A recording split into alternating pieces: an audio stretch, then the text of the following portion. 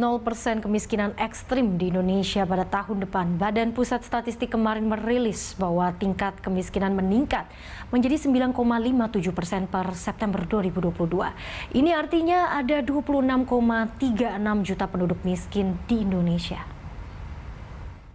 Jumlah penduduk miskin di Indonesia dilaporkan mengalami peningkatan. Pertumbuhan ekonomi yang tumbuh melambat secara triwulan di kuartal 3 tahun lalu, kemudian meningkatnya inflasi seiring kenaikan harga BBM dan mayoritas bahan kebutuhan pokok, kemudian pemutusan hubungan kerja di sektor padat karya menjadi beberapa pemicu naiknya tingkat kemiskinan.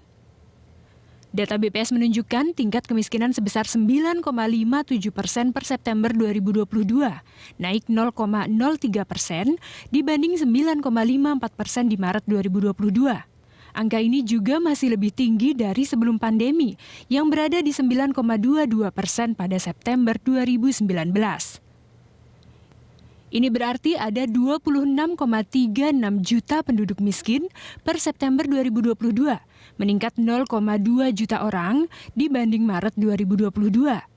Angka ini juga masih jauh lebih tinggi dibanding jumlah penduduk miskin sebelum pandemi, yang tercatat sebanyak 24,78 juta orang pada September 2019.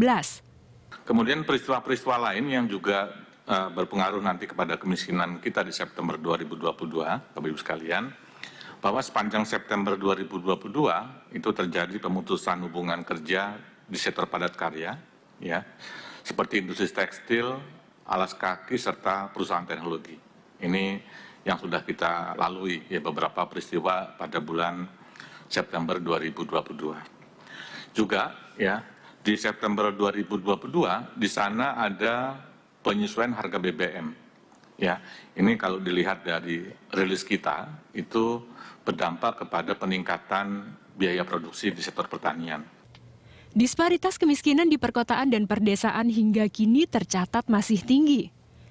Tingkat kemiskinan di perdesaan sudah kembali ke level sebelum pandemi, sedangkan di perkotaan masih lebih tinggi dibandingkan sebelum pandemi.